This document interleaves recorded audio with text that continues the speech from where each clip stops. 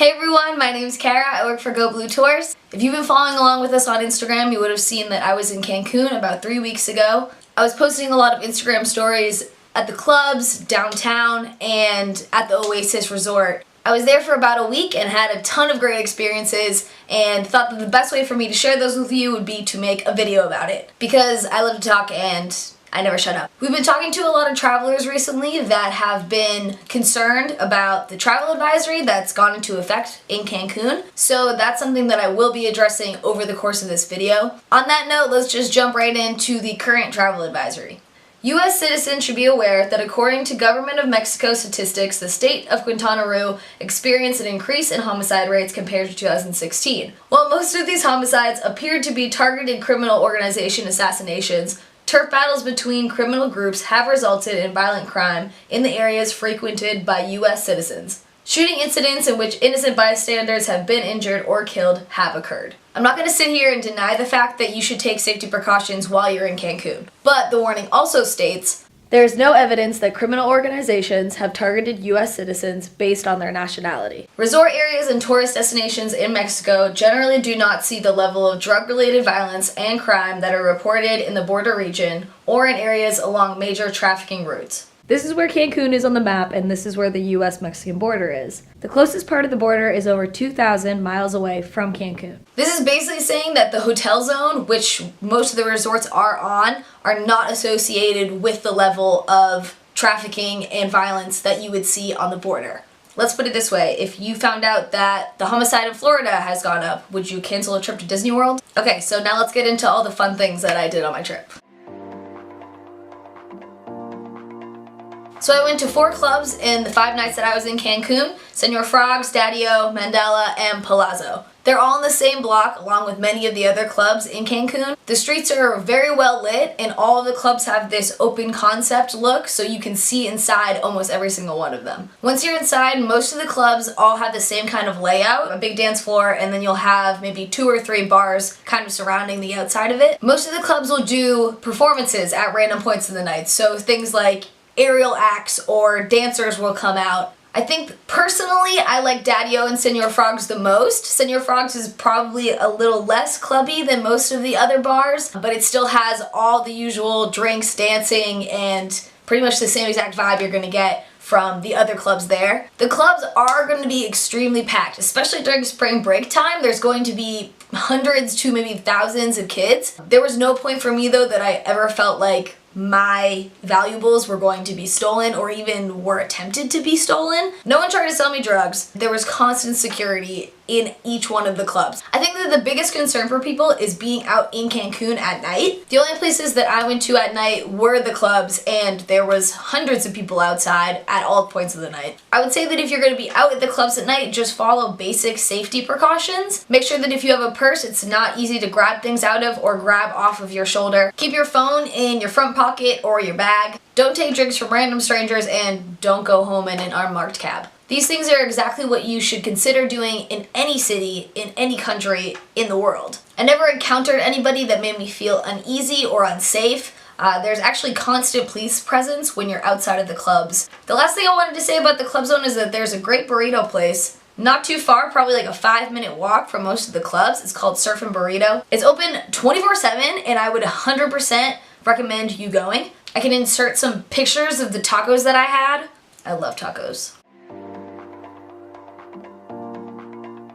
Next, I'm going to talk about the hotel zone. I spent most of my week at the resort, which was the Oasis, and I got pretty familiar with the layout relatively quickly. The first thing I did when I got there was go down to the beach. I think that the first time you see ocean that is that color, you can't help but just stare at it. It is one of the most mesmerizing things I think that I've ever seen. The sand is so clean, it's like practically white. I also spent a good amount of my time at the pool, eating tacos and drinking beer for the most part. The staff was very friendly. Anytime I saw them, they were more than willing to answer any of my questions, and they were always, saying hello, how you doing, how's your day been? In my room I had multiple electronics, so I had like a computer, a phone, external hard drive, a drone. At first I would put the do not disturb sign on my door because I didn't want anybody coming in and out of my room because I had so many valuables in there. I had a lockbox, but it was pretty small, so I knew that a lot of my larger electronics weren't going to fit into it. But by the third day my room was a complete disaster, and so I knew I needed to have somebody come in and help me clean it.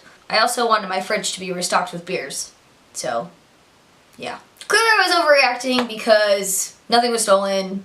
Any of the times that the housekeeper came in, nothing was even moved from its place for the most part. I was just being kind of paranoid. The hotel also has multiple options for food and drinks, tons of different themes for food, and you probably don't have to walk more than, I would say, 30 feet to find a bar.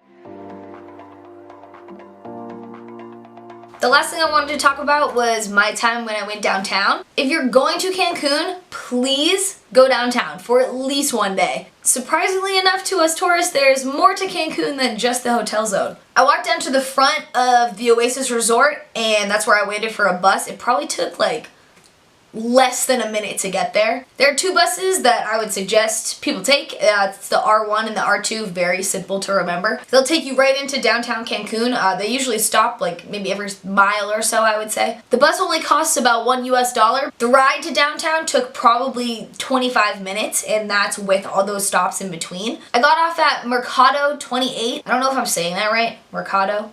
It's a large marketplace, very big marketplace. It has like small shops and with souvenirs and food stands, things like that. It probably took me about an hour to walk around the whole square. The people that work at the marketplace know how to hustle. They're going to do anything and everything to get a product into your hand and try to get you to buy that product. But they're extremely kind. If you just say, you know, I'm not interested, thank you, they'll let you kind of just roam around their store. I was able to take a lot of photos while I was there as well. Speaking of photos, if you are anything like me, you will be absolutely overwhelmed by the amount of color that you will see while you're downtown. Bright blues, pinks, yellows, oranges, I mean, they're covering every single wall, and the architecture is just stunning. I don't think I ever put my camera down for more than a minute. I was even talked into doing a tequila tasting at one point, which was fantastic. Safety-wise, I felt like taking the bus there was just like taking the bus in Boston. I also definitely wasn't the only tourist on the bus, so I never felt uneasy speaking to the driver in English. When I got downtown, there was always someone on the street, at least multiple people actually. I never once felt unsafe being there.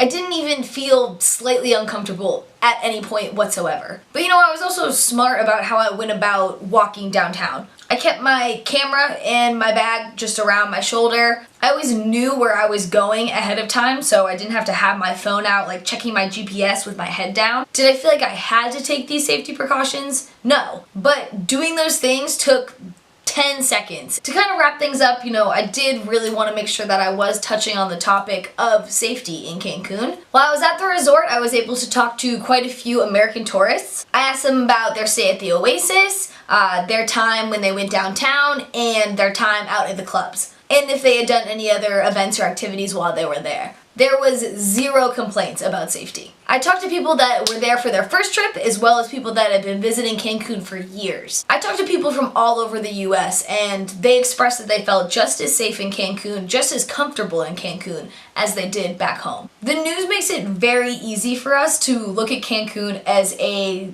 unfamiliar place. Luckily for me, this wasn't my first time visiting Mexico, but I can understand that if you've never traveled to Mexico before, you may be overwhelmed by the amount of stories that you've been hearing. You don't need to take my word for any of this. But I also wouldn't be making this video if I ever felt at any point while I was there that I was in danger. I could make this same exact video about my home city of Boston. Would I walk around Boston by myself at night? No, because it's just not the best practice. So would I walk around Cancun by myself at night?